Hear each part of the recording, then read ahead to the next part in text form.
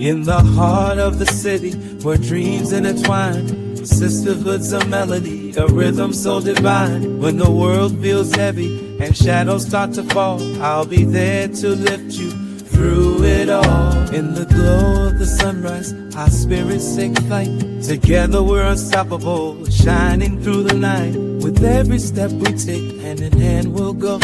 In this dance of life, our love will always flow. When your crown feels heavy, slipping from your grace, I'll be there to steady, with a smile on your face. Through the highs and lows, the laughter and the tears, I'll be by your side, dissolving all your fears. In the breeze of summer nights, under starlit skies, we'll share our secrets, no need for disguise. With each whispered promise, our bond becomes strong. In the sisterhood of ours, we always belong.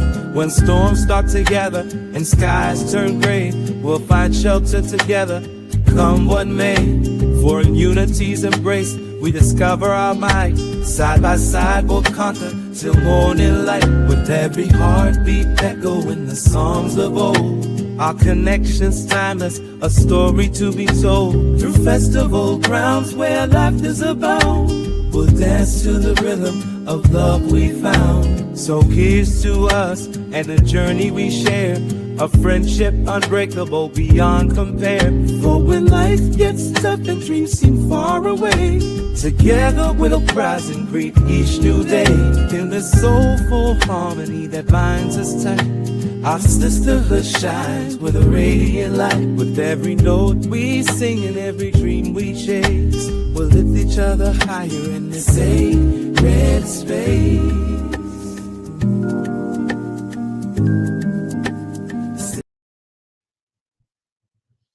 Hello, hello, hello, everyone. Mic check 1 2 1 2 on this snowed in Saturday. Let me know if you guys can hear me okay in the comments. Hello, Jasmine. Come on in. I just sent the link, y'all. I'm a little late sending the link. Welcome to Fixing Your Crowns with Dr. Kimberly Wilson. You guys hold on just a second.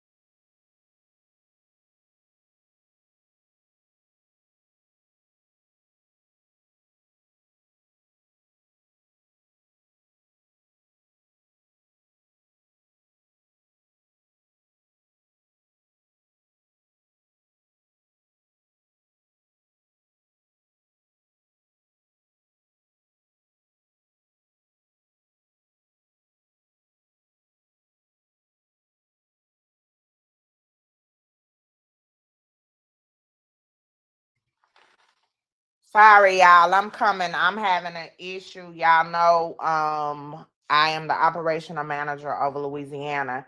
And because of the weather, we have a lot of call-ins tonight. So I'm trying to get that sorted.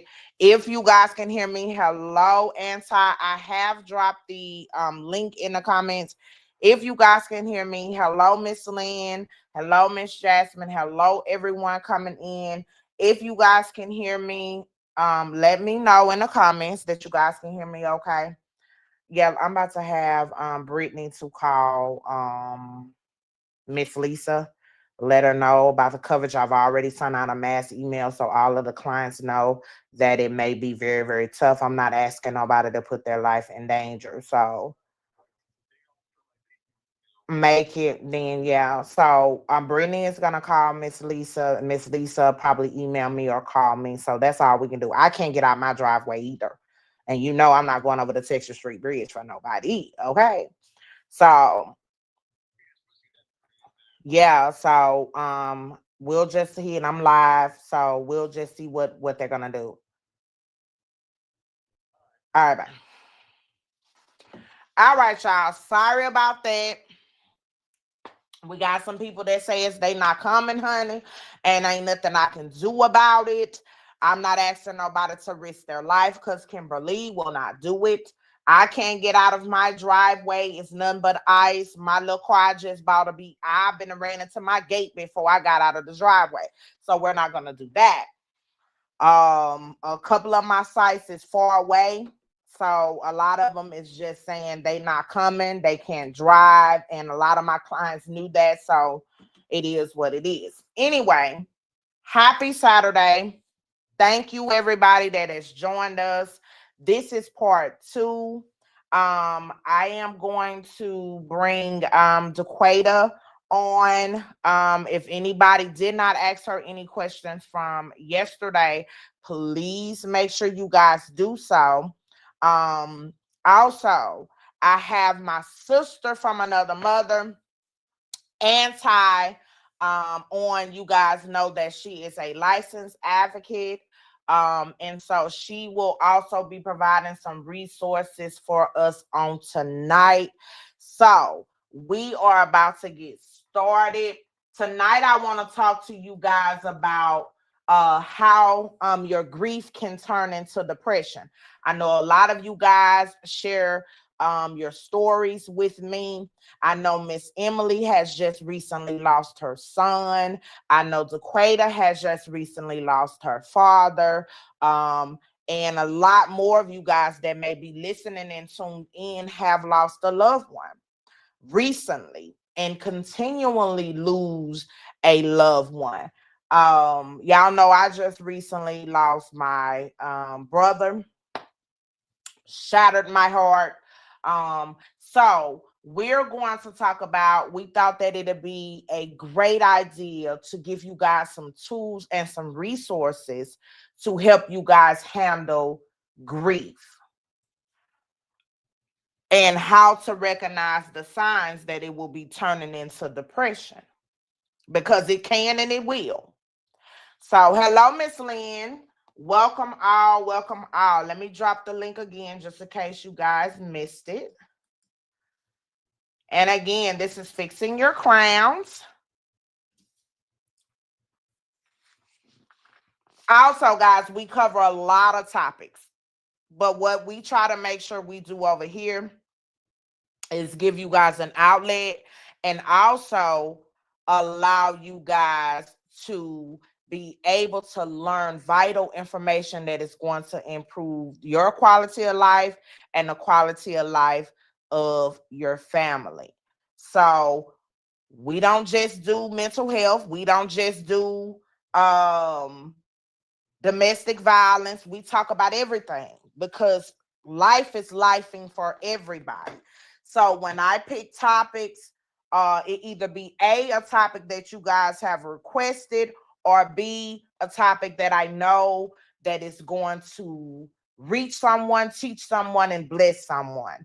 That is our goal here at Fixing Your Crowns. Okay, so we're going to talk about when grief can turn into depression. Anti, I have dropped the link again. Oh, she's still coughing. Okay. I got you. When grief can turn into depression and what you need to know. D, I think this is going to be a topic for you that you're going to need, because I think that has contributed to some of your depression and what caused you to reach the point where you felt like giving up was your only option and your only opportunity. And so let's talk about, can grief turn into depression?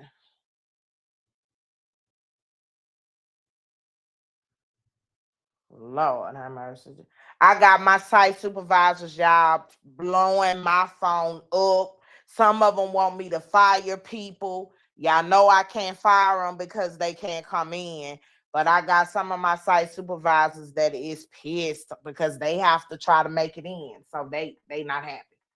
One of my site supervisors just texted me and said he doesn't want a particular guard at his site anymore. But anyway, let's talk about grief turning into depression. Sometimes grief can turn into depression. However, grief and depression can remain separate. So you can have one without the other, y'all. So you can be grieving without getting depressed. They can also have similar symptoms, making it easy to confuse one with the other. There are many types of grief, and each person may experience grief in a different way. Sometimes grief can trigger depression, also known as major depressive disorder, also known as a major depressive disorder or clinical depression. However, both conditions can occur separately. In some cases, grief becomes prolonged and may resemble depression. So, for an example, when you are grieving and you find yourself not wanting to do anything, you're crying all day, all night, you really lose interest in doing anything. Both depression and grief mimics both of the same symptoms. But once you start losing interest in things, you either stop eating, you don't want to sleep, it's hard for you to sleep, concentrate. That is when you know your grief has turned to depression.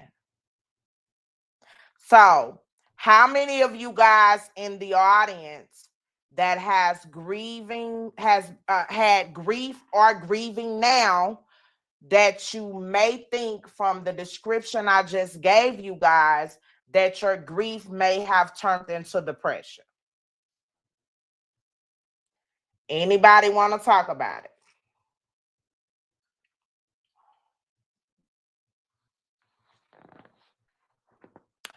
I know with me grieving my brother, my grief definitely turned into depression, majorly, because I had lost interest in a lot of things. I dealt with a lot of guilt. Grief also brings guilt. You start thinking woulda, coulda, shoulda. You also feel like you could have done something to save them, but it's all in God's hands. So you really put that burden on yourself that is not warranted to be on yourself. So, DeQuada, do you feel like your grief turned into depression? Part of your grief of losing your dad turned into depression? Also, Emily, with losing your son recently, do you think that your grief has turned into depression?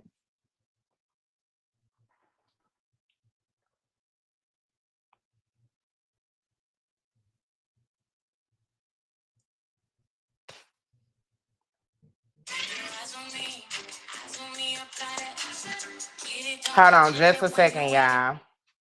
Go ahead, Brittany.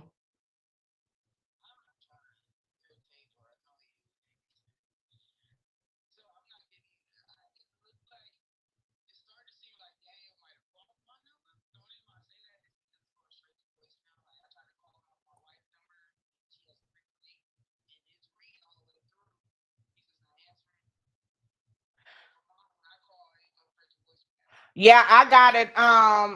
Anti. Okay. What I need you to do is I'm doing a live show. Contact Miss Lisa. Let her know what's going on. Let her know we're trying to get coverage. Is Sean still there?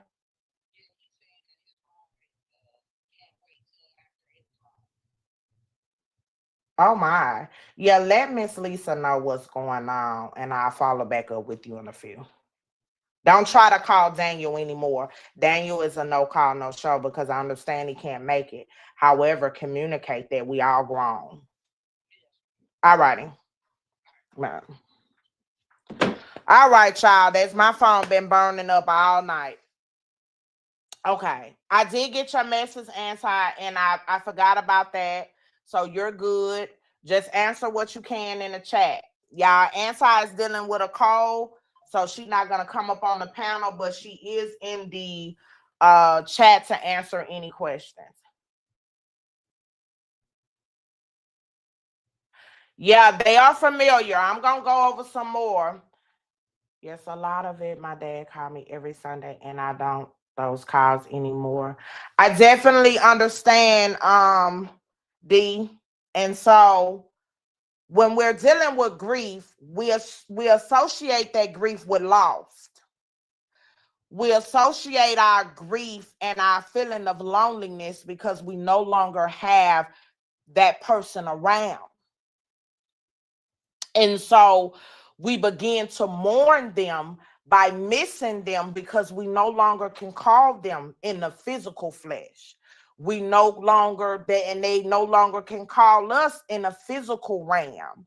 So we begin to mourn them and miss their presence.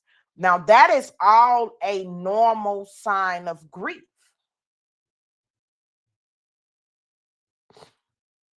But as Anti has said, they have grief groups. Let me tell you guys something. Grief could really cause you to go down a slippery slope of deep depression if you do not watch it. And that is why we have Anti gave me some resources, and we have taken a time to explain to you guys the grief process versus depression, so you guys will be able to detect the difference. So if you are deep in your grief and you're experiencing depression with your grief, you'll know what to do to start to feel better. You'll never get over the loss. I'm not going to sit here and tell you guys, my mom have been gone for 18 years and I cried like a baby on her birthday on January the 8th. I just was no good because I was a mommy's little girl and I miss my mom. And in my mind, I said, it's a lot of decisions I wouldn't have made if my mom was still here, because she'd have said, what are you doing? And then the frustration I feel with being a single mom almost, I knew I wouldn't have to do that because she'd have gotten little Miss Destiny all the way together, honey. So it's different things that we start missing that will cause us to start going down the slope. Another example, when my brother passed away, he was my best friend. He took out the trash. He did all of the man stuff around the house. And so I would get frustrated even taking out the trash. Now, I thank God I've overcame that part of my grief, but I wouldn't even want to take out the trash. I would let the trash just pile up. So, and I'm sure some of you guys share that same sentiment of some of the things that your loved ones used to do. You no longer have the desire to do it. Hey, Brittany Love, welcome. Thank you so much. Like, share, and comment, and subscribe, y'all. If you find this content helpful, we're going to be coming back with much more topics, much more things to benefit you guys. Please like, share, and comment, and subscribe. Make sure you hit that like button. If you just passing through, hello, thank you for stopping by. Hit that like button on your way out. Brittany said, that's what I said to myself. How am I supposed to be okay with this losing my son when I'm not okay with my parents not being here after all these years? Emily, every feeling you feeling is okay. It is okay. But what I want to help you to know is the difference of it just being grief of you missing your baby boy, or whether it has then turned over to depression, where you may need to go talk to somebody about it. So everything I could not imagine. I remember the feeling of losing my son. We called him Peanut. Now, he wasn't here in the physical realm, but a loss is a loss. And I still cry right today behind my son. So I can only imagine, Emily, how you feel getting to see your boy grow up, birthdays and all of that, and happen to bury your son. So my heart goes out to you. You know, my phone is always open for you if you just want to talk, scream, or whatever the case may be. But I want to help you guys to understand, because it is a lot of people. Facebook has turned into a public mortuary. People posting people in the caskets. It turned into, I'm not an obituary. It is a Facebook then turned into an obituary. People, and so people are leaving this earth at a alarming rate. So it is a lot of people out there hurting. So grief versus depression. When you're experiencing a loss, feeling intense sadness or low mood is an expected reaction. As I just said, those feelings is expected. While grief and depression are similar, symptoms can exist at the same time. There are clear distinctions between the two. Let me give you guys some examples. If you experience some of the following symptoms, y'all, every day that lasts for more than 2 weeks, I'm going to say this again. If you guys experience these symptoms after the death of your loved one, that lasts more than 2 weeks, that is when you know your depression has merged with your grief. Okay? More than 2 weeks. You are down, irritable, or you have a low mood, meaning you don't feel like doing anything. You don't want to talk to anybody. You don't want to be bothered. You snapping people head off. Lost interest in activities, meaning if you used to go shopping, or you used to go hang with your friends and you no longer want to do that, that you typically enjoy. Like you may like to go to the casino or whatever it is, that's your vice. Everyone has one. But you no longer have the desire to do whatever your vice is. You all of a sudden start losing a lot of weight unintentionally. A lot of that is because you don't have an appetite to eat. You're so sad and you're grieving so hard that even eating becomes a challenge. You lose your appetite. Sleep problems. A lot of times when someone passes away, we don't want to sleep, whether it be out of fear or whether it be that you are so agitated, so sad that your neurons in your brain nothing won't slow down. Your brain is running 100 miles per hour. It makes it hard for you to be able to sleep. A lot of times they say when people pass away, you have dreams about them. That has happened. A lot of people have reported seeing their loved ones in their sleep. And so sometimes you don't want to sleep because you don't want to see them, because you may feel like it's going to make you sadder, especially if they passed away unexpectedly. Those are very, very hard. All of them are hard. I don't want to diminish any of a loss, but when they pass away suddenly and unexpectedly, those are very hard.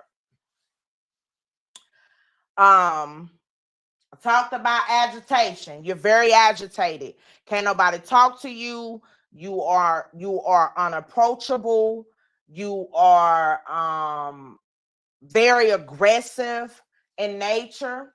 Faintage or lack of efficiency, which means you can't complete tasks like you used to.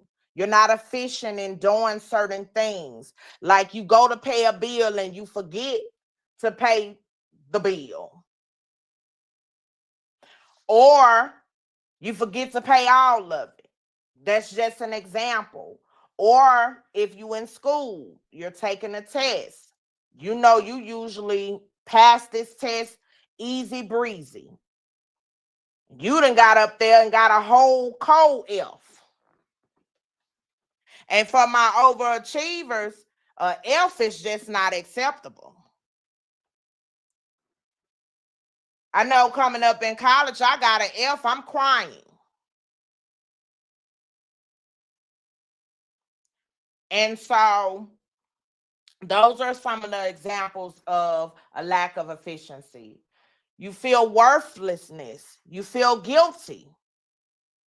How many of y'all in the audience listening felt guilty when one of your loved ones passed away? You felt worthless. I just talked about my feelings of worthlessness and guilt when my brother Carlos passed away. A lot of you guys know who he is that has been following me. He was my headache, but he was my best friend. One of my best friends. And I miss telling him off about how his eating habits was a ridiculous mess. And I just felt so guilty because I've always been my brother's keeper. And I wasn't there to save him. And I felt like he died alone.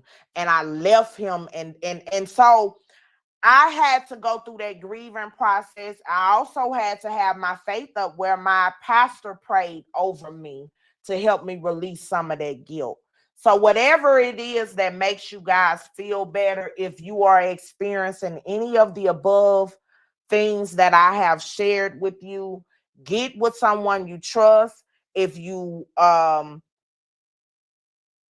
Christian, talk to your pastor. Whatever your religious beliefs is, get with someone that you trust and seek therapy if it has gotten to the point where you have about 3 or 4 of these things that has merged your grief into depression.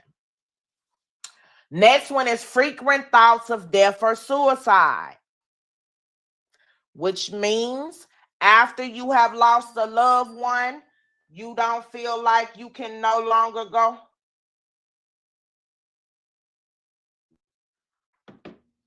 Without you going on, you feel like you cannot go on. You feel like you cannot survive without them.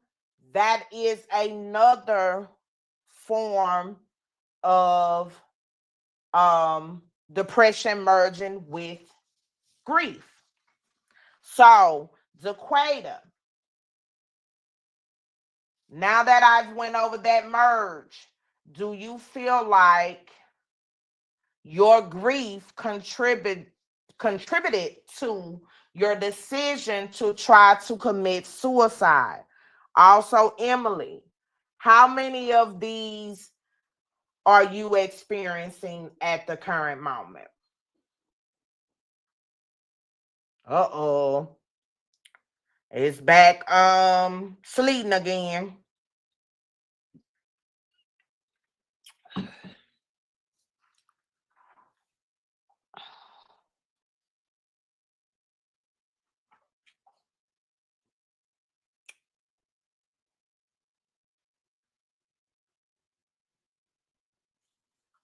And then the last but not least is symptoms affect your daily activities. Your symptoms of grief, feeling worthlessness, feeling guilt, lack of just wanting to do anything. So grief can present with very differently depending on your grief. Emily says she's always the one confronting others, and I try to give my talk to others to myself. Okay, let me tell you what I said last night. Before you can talk to someone else, Emily, you have to make sure that you're okay. Put those other crosses down that you are carrying for other people and pick yours up. You deserve to be cared for. Asked, are you okay? You deserve all of those things.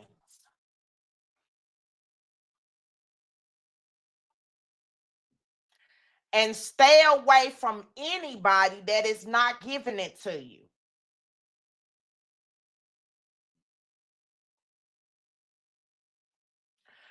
Pour into yourself.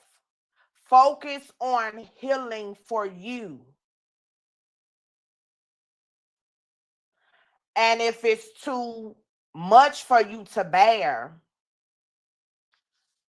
talk to someone that you trust, that is trained in grief counseling, that knows. Now, I never did get certified in grief counseling, and I don't even attempt to give anybody grief counseling. Reason being, I lost my mom when I was 28 years old, and I still don't know how to properly grieve. I've learned, but with every loss, I repeat those bulletin points that I've given you guys. So even with all of my credentials, I don't have the everything known on the subject of grief. So we're learning this together. So just like I'm ministering to y'all, this is helping me minister to myself as well. Because I covered about 7 of those bullet points.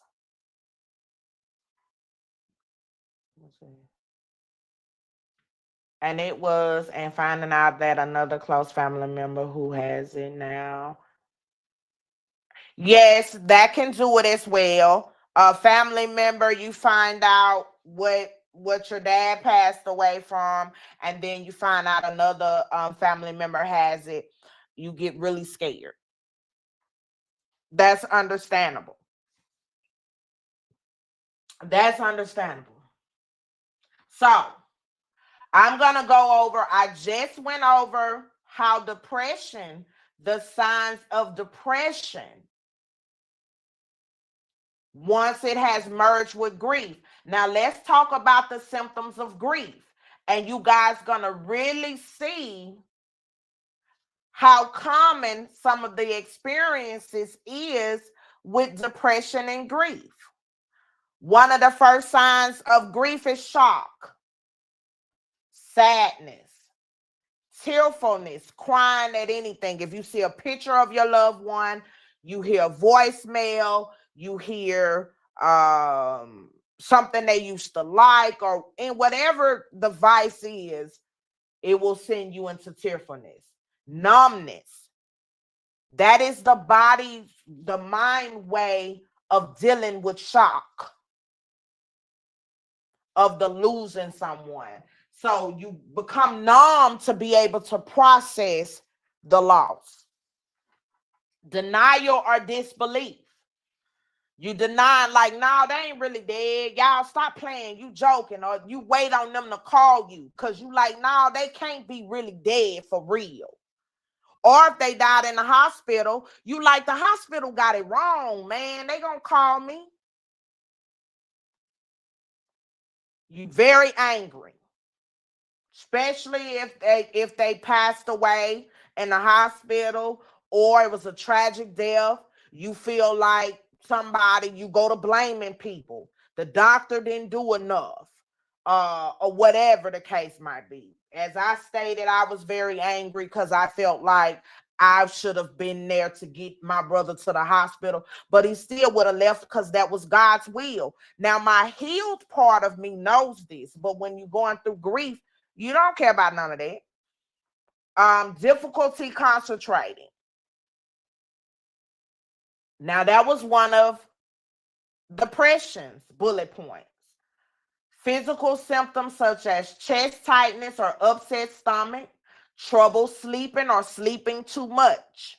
That is another one where depression and grief has merged. Loss of interest in activities you typically enjoy. So 5 of these mimicked when depression has merged with grief. So, as you guys see, it's easy for both of those things to become intertwined, for grief and depression to become intertwined. And some of you that has tuned in or maybe watching the replay may be suffering from all of the bullet points on depression or all of the bullet points on grief. And if you do not recognize those signs and emotionally seek you some help. And again, as I said last night, seeking mental health therapy does not always mean you need medication. Doesn't mean that you're crazy. We have that bad stigma in the African American community where if you go get mental health, you being frowned upon to go get mental health treatment. If the burden is too heavy for the people that is still here that loves you, you owe it to yourself, and you love it to the people that are still here that loves you to go be a better version of yourself. Because the person that has now went on that's not suffering anymore, think about this. Will they want you to be stuck? Will they want you to be sad? Will they want you to not be eating, sleeping, or whatever it is that you're doing right now? Ask yourself that. And if you've had a terminally ill parent, they're going to look you in your face and tell you they want you to go on with your life.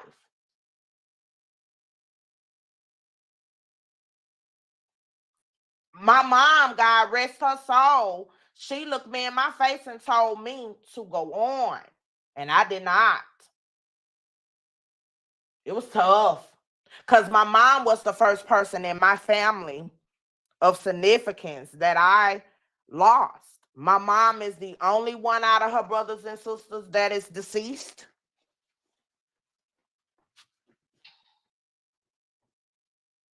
And so that was tough.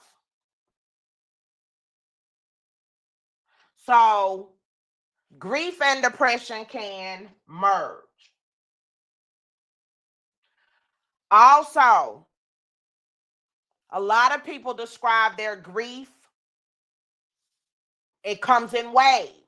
1 minute you may be okay. The next minute you're crying your eyes out. You can't hardly concentrate. You can't think straight. You can't do anything. It comes in waves. And it's mixed in it, and it be sometimes mixed with positive memories of your loved one that has passed away. It be mixed with happy memories and sad memories. But if your depression has merged with your grief, negative thoughts is gonna fill in. When the grief comes in waves, you're gonna have more negative thoughts than positive thoughts. That's when you know your depression has merged with grief. Brittany said, yes, I was going to say that your loved ones won't want you to be sad. They will want you to move on with your life. Absolutely. Absolutely. They will want you to go on. But when you're grieving and you missing your loved ones, and then another thing that people make a mistake on doing, they don't mean any harm, but they do this. Now, again, they may not mean any harm. Stop telling people when to grieve, how long they should grieve, and what, and no.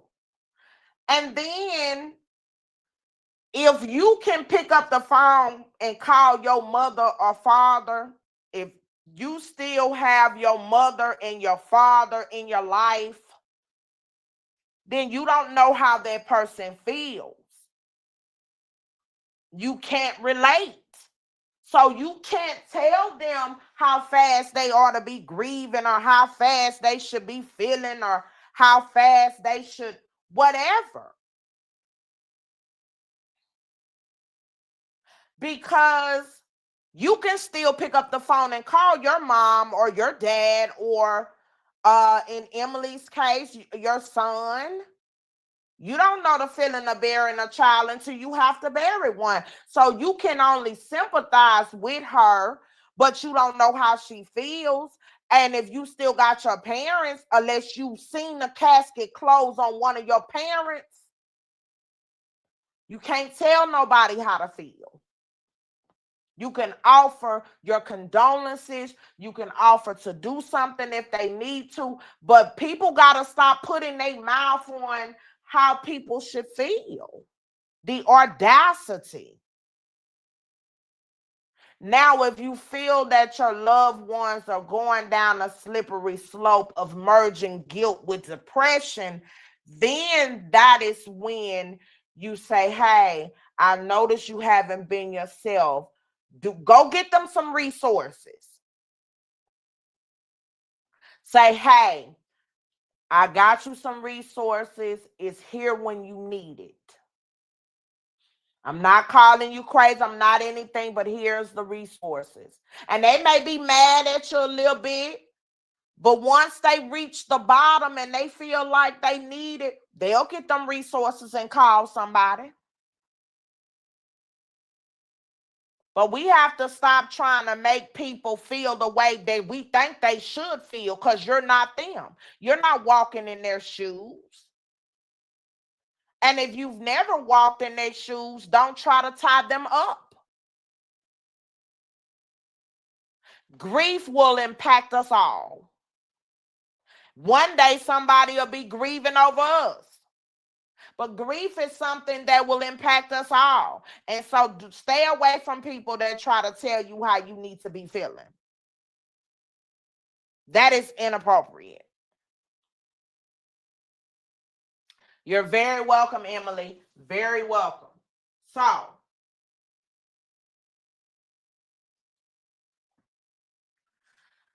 So if you have low mood due to grief, that can't be contributed to depression, because that is an attribute of grief. So just because your mood is low, you're a little down and you don't feel like doing something, don't automatically mean you're depressed. It's when you get there and you stay there, it's when it becomes an issue. So let me make sure I make myself clear on that.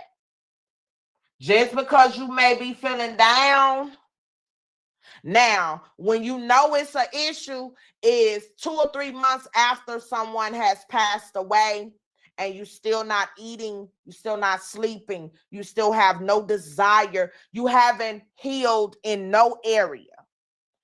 Because getting over a death, you have to take it one step at a time, one day at a time. And if you have not improved in no areas, that is when you know the depression has taken over you and you need to get some help immediately. You need to get some help immediately. And so do anybody have any questions or concerns on grief versus depression? And Todd, did you have anything you wanted to add?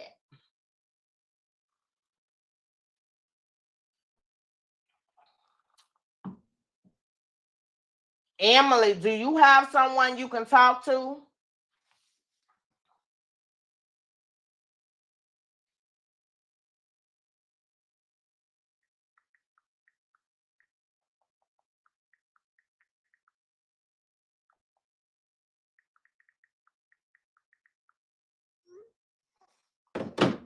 Do you have anyone you could talk to?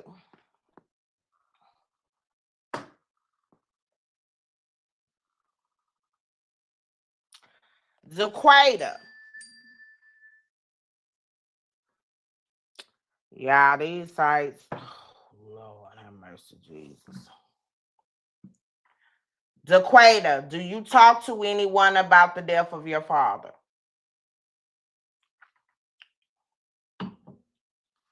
So I'm going to give you guys some self-care options. Self-care options is you create a routine. Create a different routine than your normal routine of just sitting in the house crying. Try to gradually add some stuff to your life that you haven't been doing. Add some more. Add something to kind of get you out of that funk a little bit. Get back to some of your regular activities of what you used to do. If you're having trouble sleeping, talk to your doctor to get you some type of sleep aid so that you can sleep. Because sleeping helps heal our body. It also helps to calm our mind, our thinking process, and it resets us.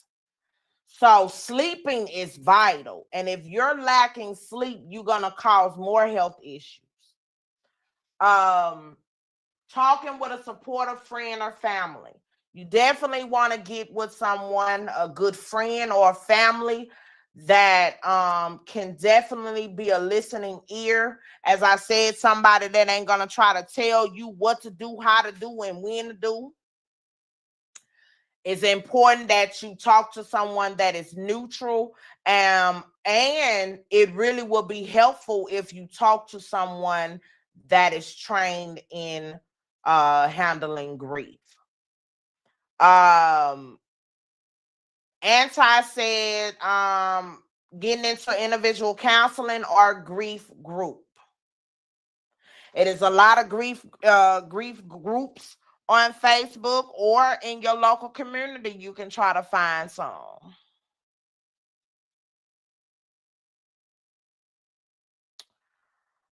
Zaquata, what I need you to do is still do it.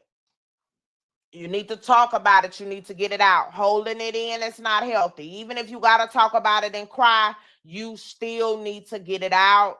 You need to talk to somebody. Every time you get it out and you talk, it will be less harder the next time you do it.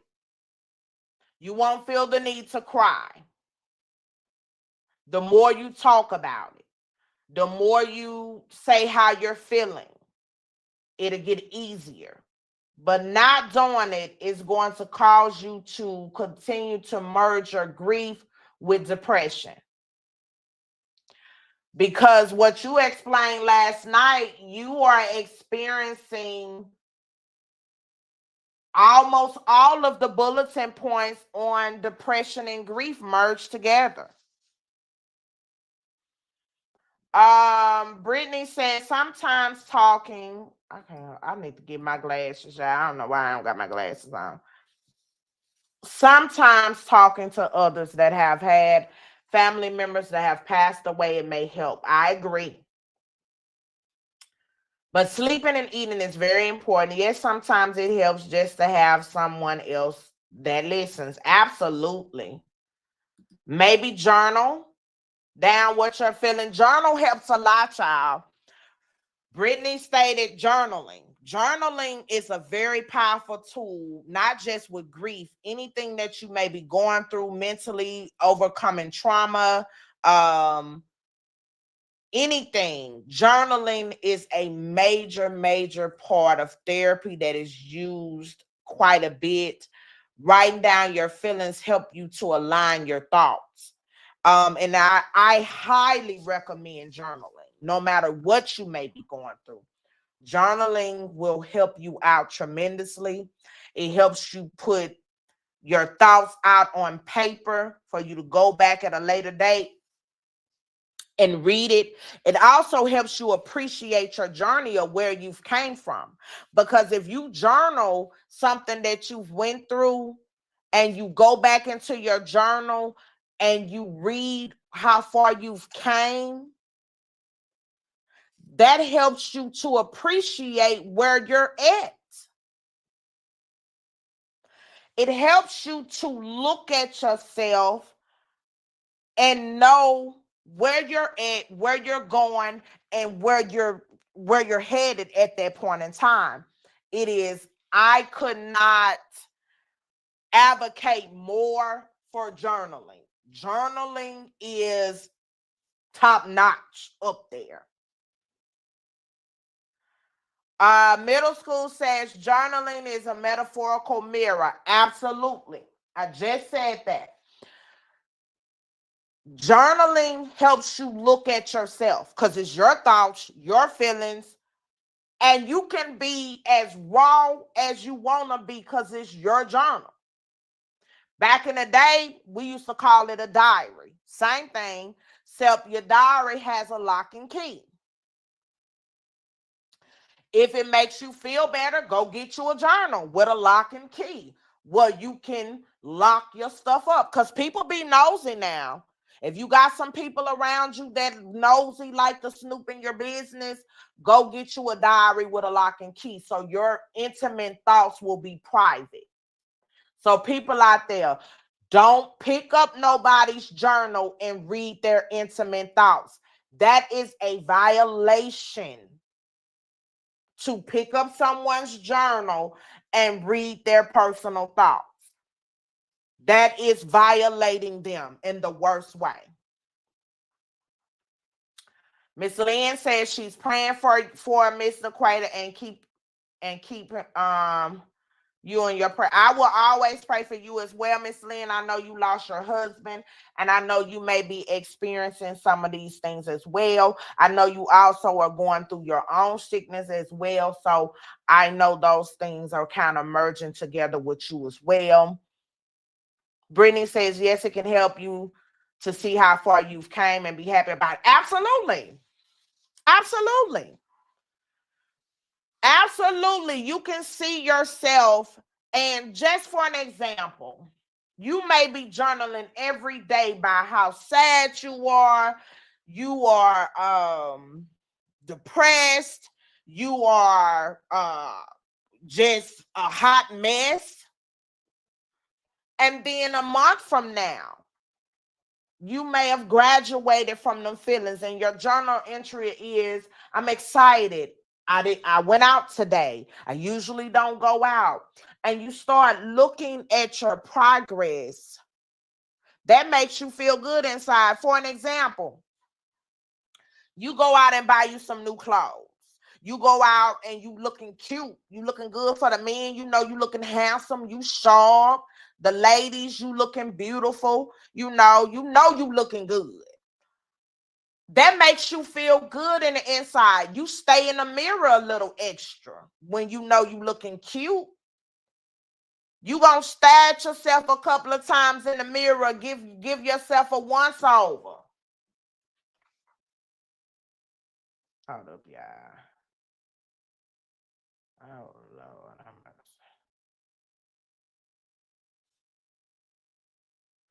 You gonna give yourself a once over. You're going to look at yourself.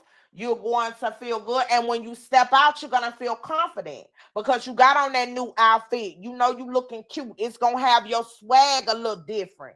You're going to move a little different. You're going to talk a little different. The same with looking at that mirror of your journal, of your progress. You're staring at yourself. And as you evolve, your thought process becomes better. Your journal entries become better. You become better overall. So no matter what you're going through, I highly, highly, highly advise you to journal. Emily, do you journal? Everybody on here, comment, do you journal or not? I journal. So I'm going to put me in the comments because I journal. I'm a big journaler. I had stopped for a while, but since my brother passed away, I've became a big journaler. I have to journal.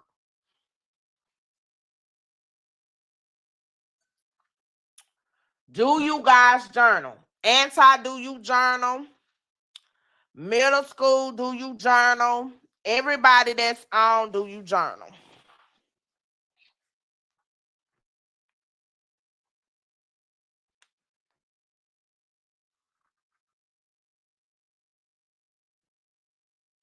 I journal. I love it.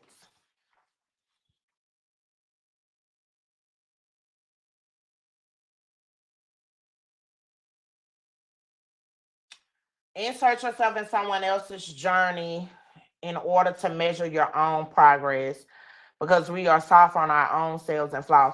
Absolutely. Sometimes it's hard for people to really reflect and say, I'm a hot shitty mess.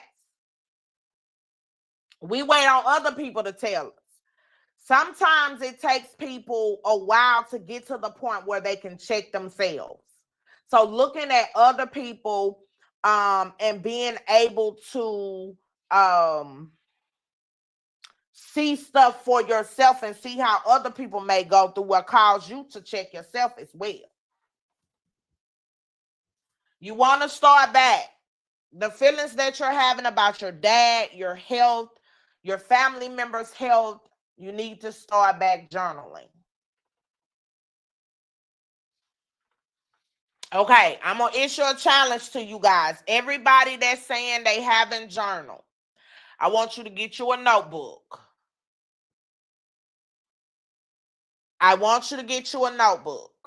And I want you to start back journaling for a week. And on one of the shows, we're going to revisit how you guys are feeling outside of journaling. How, are you feeling better a little bit now that you are putting you in a contextual view on paper? No, absolutely. You're absolutely right, Anti. It is not a substitution to therapy. However, it is a great tool to go along with your therapy.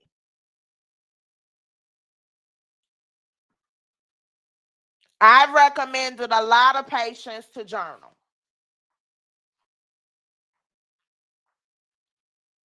And I have not had one person to tell me journaling did not benefit them in whatever area it benefited, because it's all going to benefit all of us very differently. It's going to benefit us very differently. But it is a great tool to go along with your therapy. It's a great tool. He says, middle school say, yes, I journal and I transition it into poetry. Poetry is my therapy.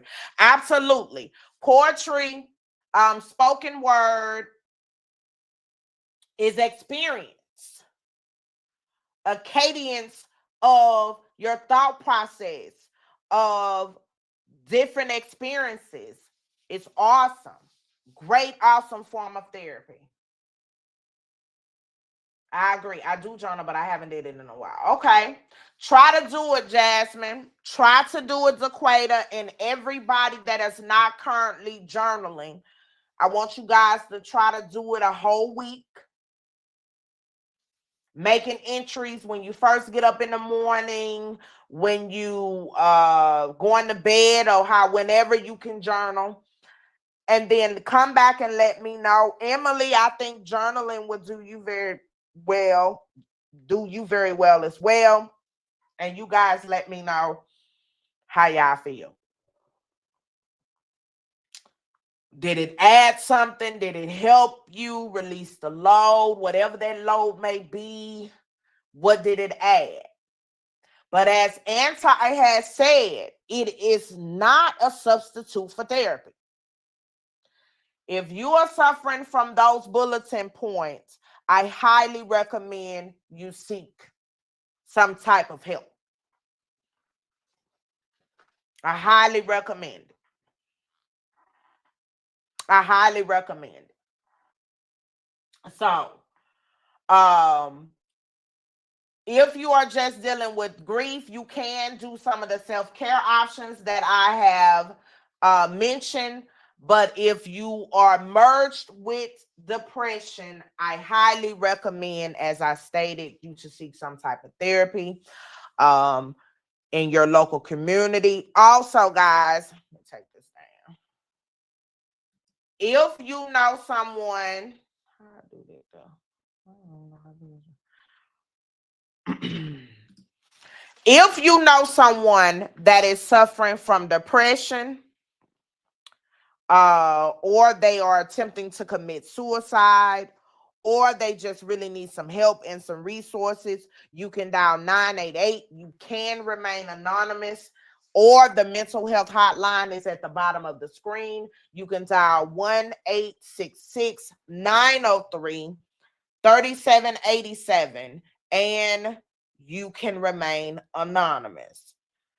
If your family, friends, or whatever the case might be, if you feel like he or she is in danger, do not overlook it. Again, you can remain anonymous. You don't even have to tell he or she that you have picked up the phone and called, but you would rather call than to not call and be living with the regret of knowing that they've showed that they are in danger to themselves or someone else and you did not get them any help. Emily said, I be writing sometimes. I already going to do more or try. Okay, Emily, that's all we can do is try. That's all we can do is try, love. Try it and see how it helps you. And if it helps you more, then I would strongly suggest that you continue to do that. Baby, they burning up my phone, honey, but wait a minute.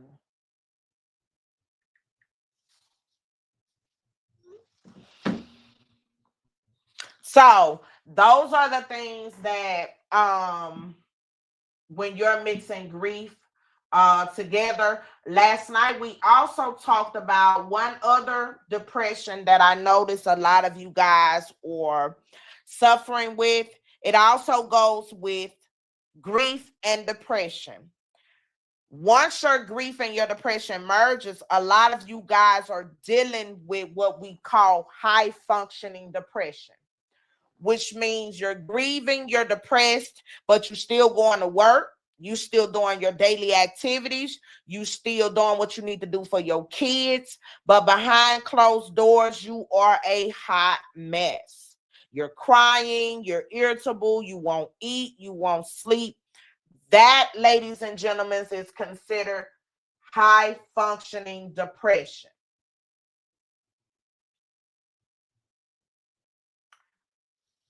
Let's go over this.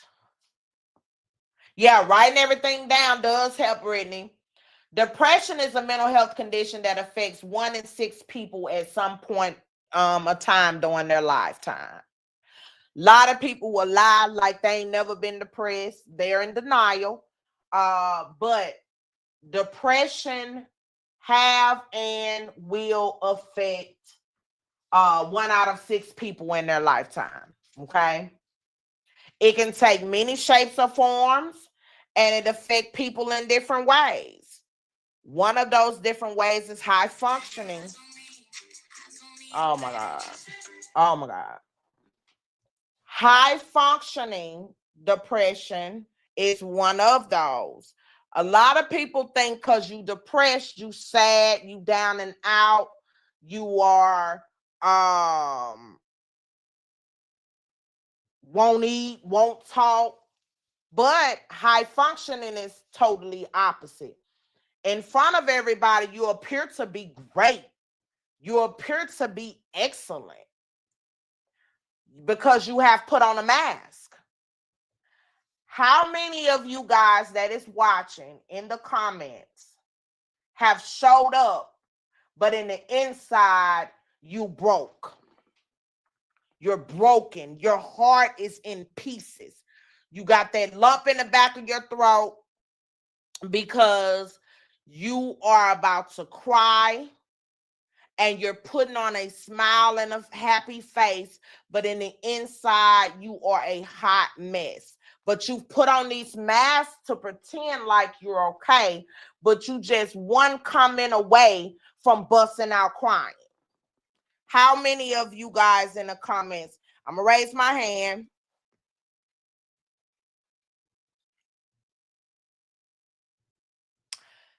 That, ladies and gentlemen, is called high functioning depression.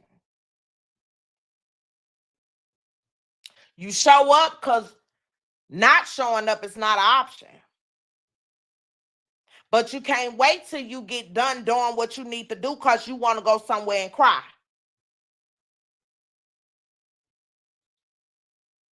Anti says her. I know it's a lot more of y'all. How many more of y'all have had to show up and in the inside you was about to crash and burn?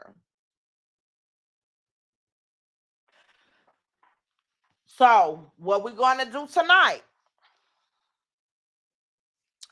is peel back those layers of those masks that you have put on. We're going to do an exercise. Anti says she's had to show up. She has had to pretend to be okay when in the inside she was melting, lump in her throat, heavy-hearted. Sharon has said she's had to show up, heartbroken, put on a facade that she's okay, but in the inside she's internally dealing with a lot. So we're going to do an exercise. For those that have admitted that they have been dealing with that or is still dealing with that and just ain't want to say nothing, let's do an exercise, because that is what we call putting on a mask, y'all. You're hiding the truth. So I'm going to ask everybody that is dealing with that to take off your mask. Whatever layer that you put up here like this to hide whatever it is that you are hiding from others, take it off and set it down.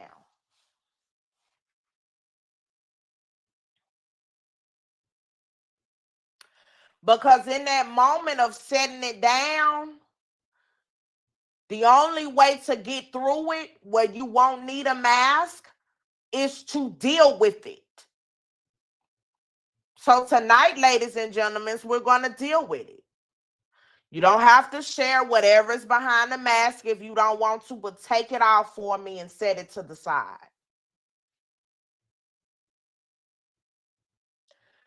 And internally and outwardly address what you are hiding behind that mask.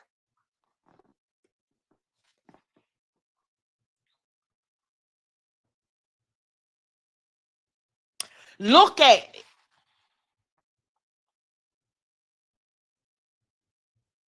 How long have you been wearing the mask? Is the next question. How long have you been wearing your mask or still wearing your mask, Sharon?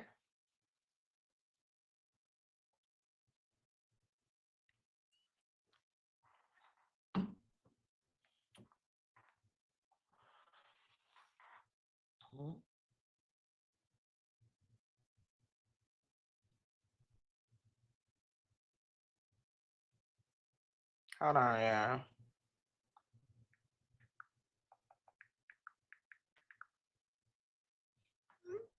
How long have you guys been wearing your mask?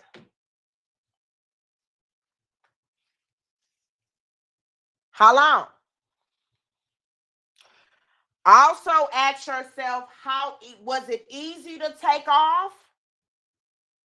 Or have you decided to leave it on?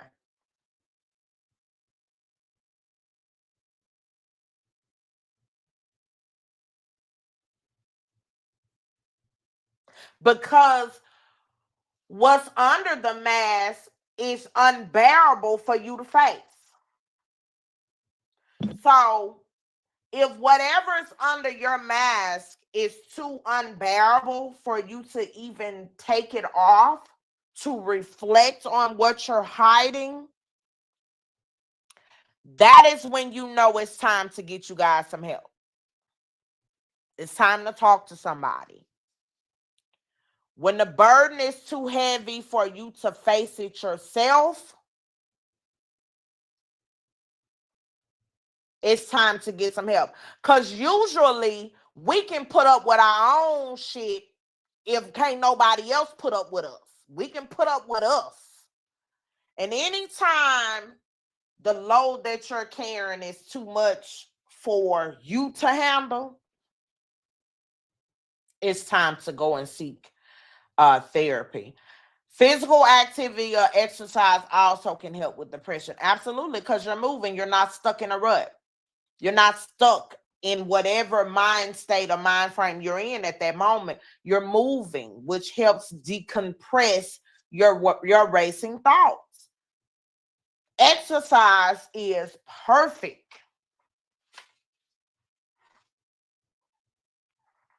Brittany says just working out is a great way to relieve stress. You got a good sweat and you sleep better. Absolutely. That's why I try to do my 10,000 steps. If I haven't completed them during the day, I've started being intentional by waiting till later on in the evening when I get home and get off of work to attempt to do it. Because once I hit that shower, I be right on out. I be out of there. It does help decompress a very stressful day as well. You ain't got to be depressed to be stressed out or just have a stressful event or stressful day, and working out helps with that. It absolutely does. Helps you relieve the tension, and it helps you to get the stress off of you. So yeah. So I'm definitely still going to do the healthy topic. I'm going to do the healthy live as I stated I will. What other subject would you guys like for me to cover? What other topic do you guys want me to cover? Also, within a week, I'm going to ask you guys that hasn't been journaling, that's going to start back journaling. How do you feel within a week? I'm going to ask you guys.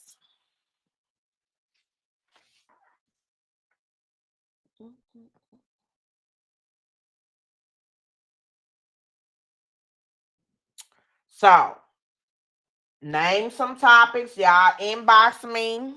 Some of y'all usually inbox me. I will cover some topics. Now, I did have a young lady reach out to me about, she had ran across one of my videos. Someone had referred her to one of my videos about domestic violence. I did talk to her on the back end, but as I stated before, y'all, I will not do a lot on domestic violence. So if you guys request domestic violence, when you have healed from something, you don't want to keep immersing yourself in it. You know what I'm saying? By the grace of God, I've healed, I've moved on, all is well, and I don't want to immerse myself. However, fixing your crowns will give a victim an opportunity to speak their truth. But me covering it as much as I was at first, when I was in an unhealed state, y'all will not see me covering that topic that much. But she was appreciative of me helping her on the back end. So you guys think of some topics. Unworldly Perspective will be coming on Tuesday. The topic will be on you guys as president, the big ugly bill, what you guys need to know, what his ugly bill, how it will impact you and your family. A lot of people don't even know some of the things that's in that bill. So I will make sure that I educate you guys. As I said, I will have some non-Democrats that it may be happy with their president to come on and talk. So, do anybody have any questions? I appreciate all of you guys coming on. My mods, Brittany, Anti, Sharon, Jasmine. I thought I had modded you. I could have sworn I modded Jasmine. Emily, all of you guys that are my mods, I appreciate you guys rocking with me. Y'all know I had been on a hiatus for about 2 months. I appreciate you guys staying, remaining loyal. Every time I hit that live button, if you guys are available, you guys are on here. I really, really, really, really appreciate you guys. I really, truly do. With you guys, the channel will continue to grow. More people are searching and finding our content good. It is also helping. Oh, I have to mod you again. Okay, love. Let me see how I did that. I couldn't remember how to do that. I think I got to go through my studio. Let me see something. Yeah, I think I got to go through the studio, y'all. I gotta remember how to do all that stuff again. I'll go up through my studio and mod you. I think I need to make sure I subscribe to your new channel too. But yeah, we will cover a lot of topics. Also, we need to talk about on Unworldly Perspectives. I'm going to mix in these ICE shootings. So to all of my Latino, Mexican subscribers, my prayers and my hearts are with you and your families that are being targeted by these ICE cowardly agents. Another shooting in Minneapolis, an ICE agent just shot down another man in Minneapolis today. It's on your community wall. Okay, love. So I will be talking about all of these killings from these ICE agents on Unworldly Perspectives as well. Because this is a mess. Y'all president has made it okay for them to just target and shoot whoever they want to. That's dangerous because I have Latino, Arab, I have all type of different cultures of friends, and I fear for their lives and their safety, their family safety, and a lot of them are U.S. born citizens. So I will be covering that. And if you're going to target people, y'all president needs to send his goddamn wife back to where she came from. So we will be talking about all of that. And like I said, I'm going to have people that may have different opinion. That is what Unworldly Perspectives is about. Your perspective can be different than mine, respectfully.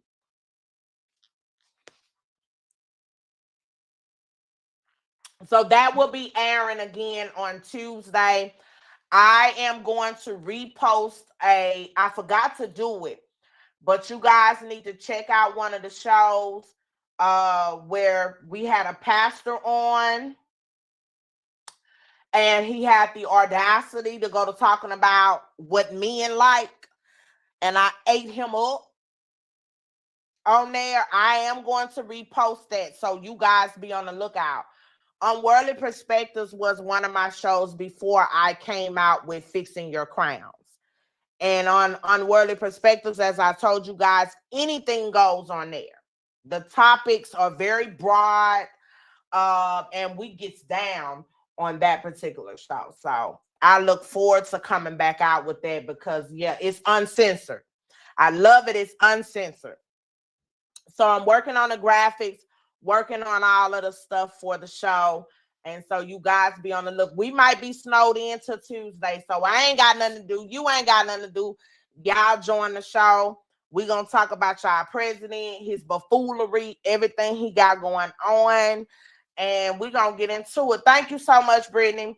Yeah, I came on to do part 2 DeQueta came on just in case you guys had any questions for her.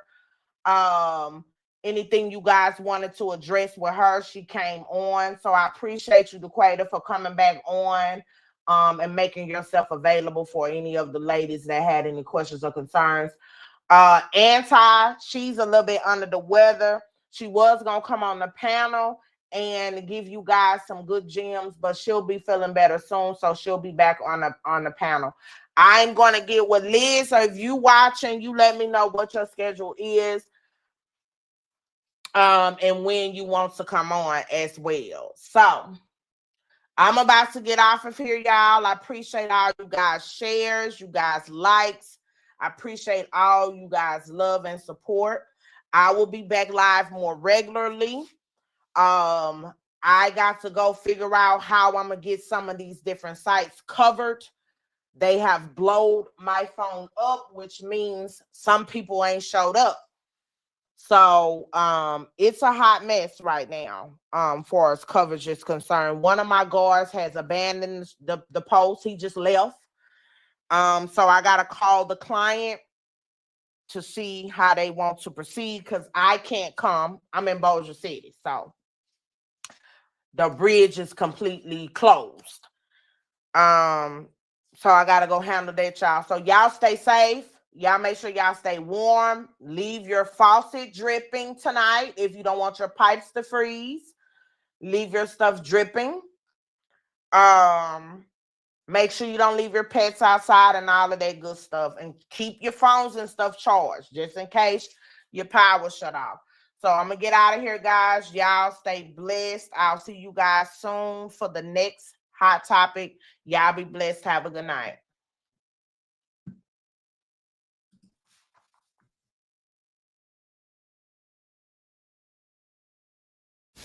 Hello, thank you for watching Fixing Your Crowns with Dr. Kim Wilson. We appreciate all of your love and support, and I am sending you love and light always. And remember, on your healing journey, it's not how fast you get there, it's when you get there that you will be okay. You be blessed. Bye.